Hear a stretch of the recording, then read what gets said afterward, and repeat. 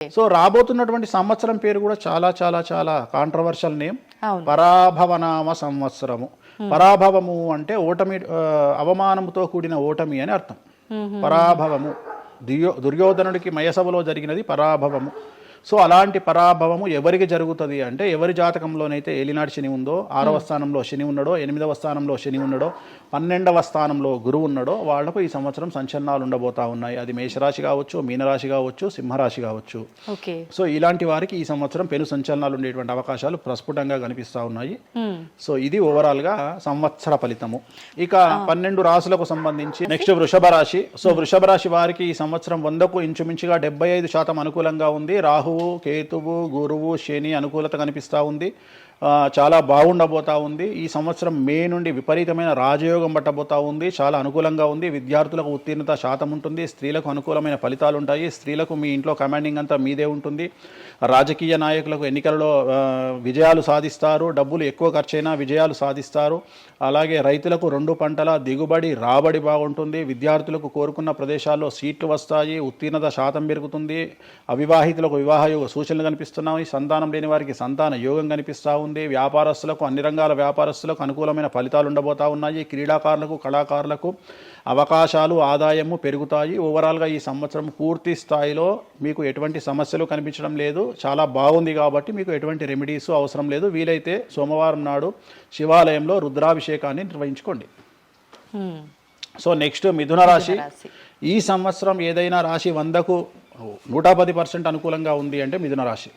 So గురువు, రాహువు, కేతువు అన్ని గ్రహాలు అనుకూలంగా ఉన్నాయి. పట్టిందల్లా బంగారంగా ఉంటుంది. గురువు అతిచారం వల్ల మీ జాతకం చాలా బాగుండబోతా ఉంది.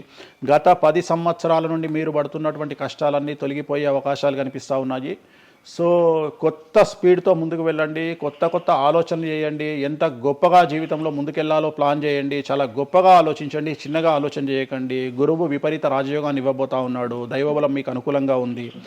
గురుబలం మీకు అనుకూలంగా ఉంది. శనిబలం మీకు అనుకూలంగా ఉంది. కాబట్టి కొత్త వ్యాపారాలు ప్రారంభించండి. విపరీతమైనటువంటి చాలా గొప్పగా కలలు కనండి. ఆ కళలను సాకారం చేసుకునే దిశగా ప్రయాణం చేయండి. విద్యార్థులకు అనుకూలంగా ఉంది. ఉద్యోగస్తులకు అనుకూలంగా ఉంది. వ్యాపారస్తులకు అనుకూలంగా ఉంది. రైతులకు 2 పంటలు అనుకూలంగా ఉంది.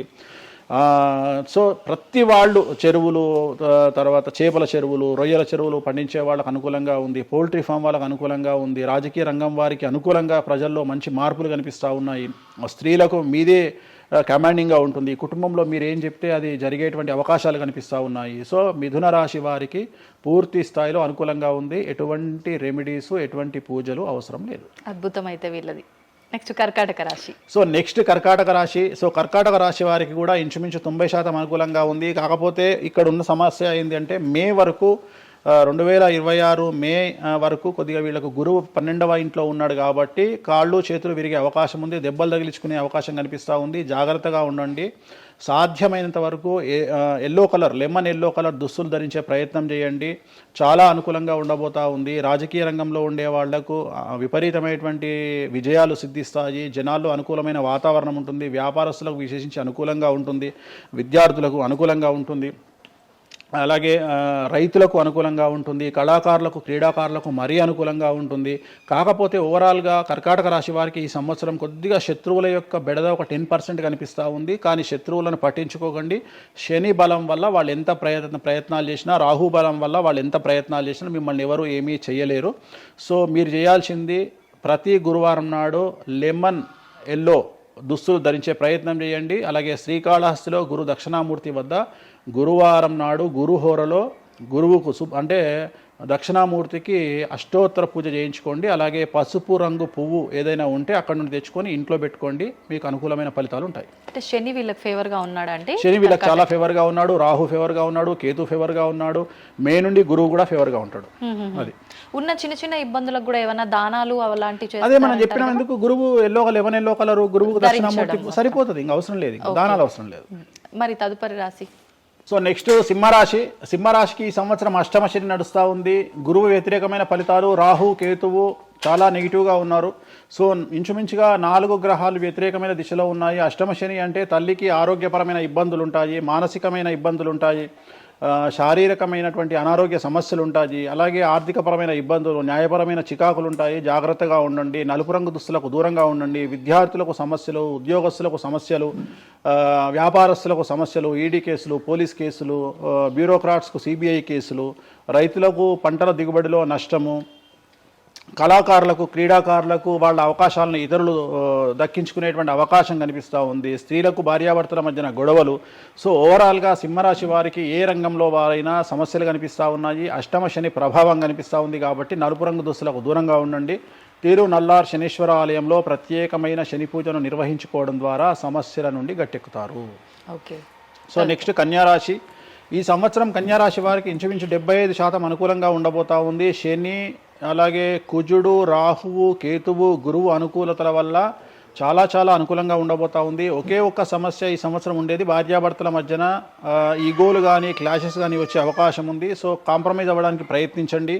భార్య దగ్గర భర్త, భర్త దగ్గర భార్య, కాంప్రమైజ్ అవ్వండి. ఈగోలకు పోవద్దు, జెలస్లకు పోవద్దు. ఆర్థికపరమైన అంశాల్లో జాగ్రత్తగా ఉండండి.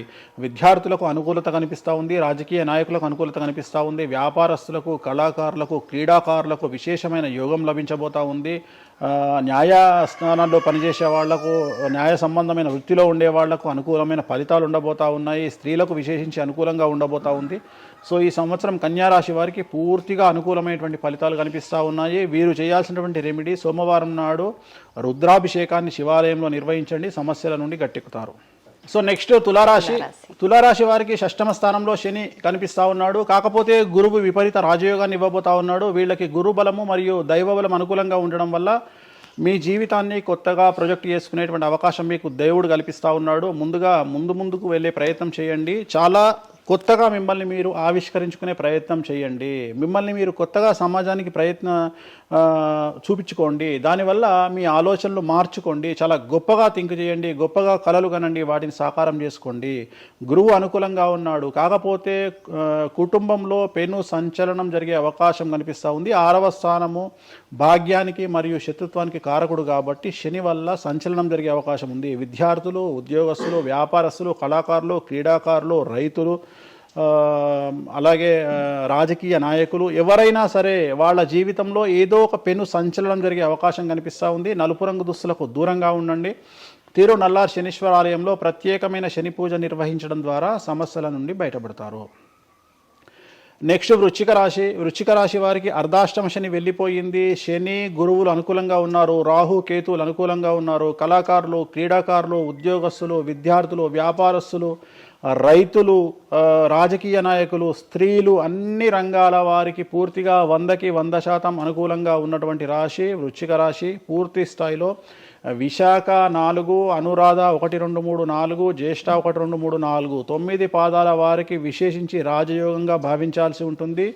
మే వరకు విపరీత రాజయోగం కనిపిస్తూ ఉంది. మే తదుపరి కూడా అనుకూలమైన ఫలితాలను పొందుతారు. కాబట్టి వీరికి ఎటువంటి రెమెడీసు, ఎటువంటి పూజలు అవసరం లేదు. చాలా గొప్పగా కళలు కనండి. మీకు ఉన్నటువంటి కళలను సాకారం చేసుకోండి. మీకు ఎటువంటి రెమెడీస్ కూడా అవసరం లేదు.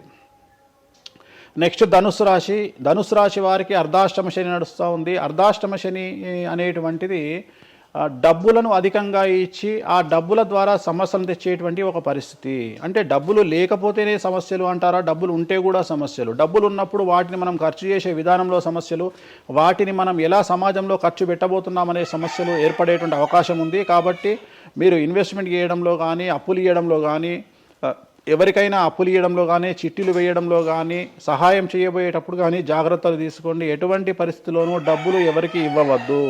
సో ధనుస్సు రాశి వారికి డబ్బు పరంగా సమస్యలు ఏర్పడే అవకాశం ఉంది. రాక డబ్బులు వచ్చినాయి కాబట్టి తీసుకెళ్ళి వేరే వాళ్ళకి ఇచ్చి మోసపోయే అవకాశాలు కనిపిస్తూ ఉన్నాయి.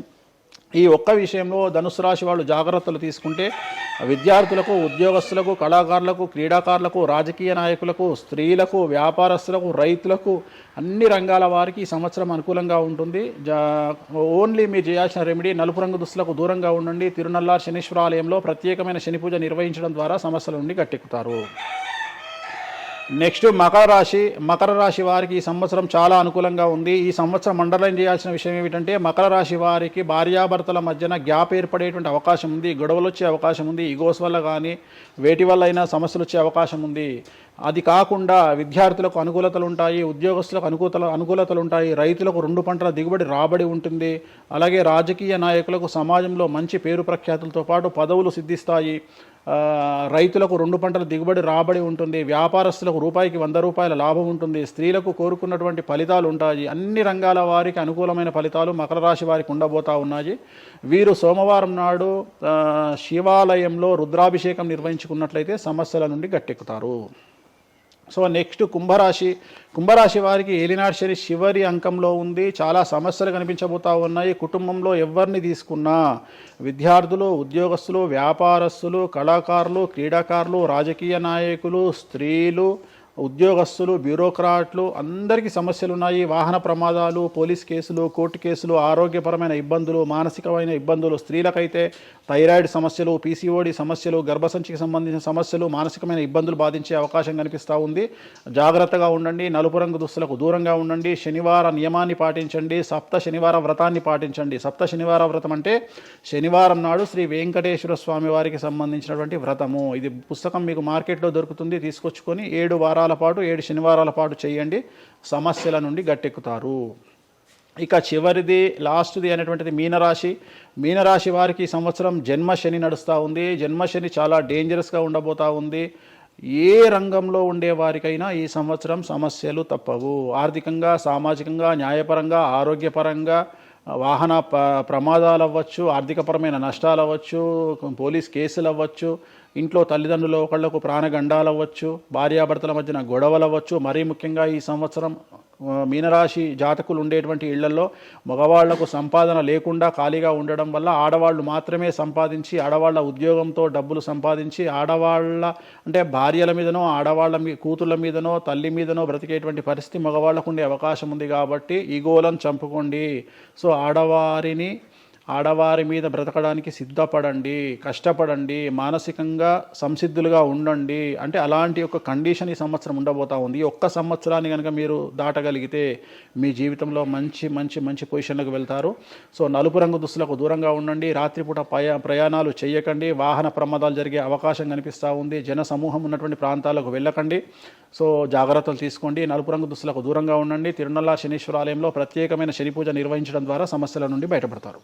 ఇప్పుడు ఈ రాశి ఫలాల్ని ఈ మధ్యకాలంలో చాలా మంది ఫాలో అవుతున్నారండి. ఇది అక్షరం అంటే పేరులో మొదటి అక్షరాన్ని బట్టి ఫాలో అవ్వాలా, లేదంటే డేట్ ఆఫ్ బర్త్ బట్టి వచ్చే రాశిని ఫాలో అవ్వాలా? ఇది పేరులో దాని సంబంధం లేదు. డేట్ ఆఫ్ బర్త్ ప్రకారం చూసుకోవాలి. రెండోది ఇది గోచారం, గ్రహచారం వేరు, గోచారం వేరు. ఇది జస్ట్ గోచారం ప్రకారం ఎలాగైతే మనము సౌరమానం ప్రకారము మనం చూసుకుంటామో అలా ఇది ఓన్లీ చాంద్రమానం ప్రకారము మీ నక్షత్రం ప్రకారం చూసుకోవాల్సిందే. మళ్ళీ వ్యక్తిగతమైన జాతకం వేరు.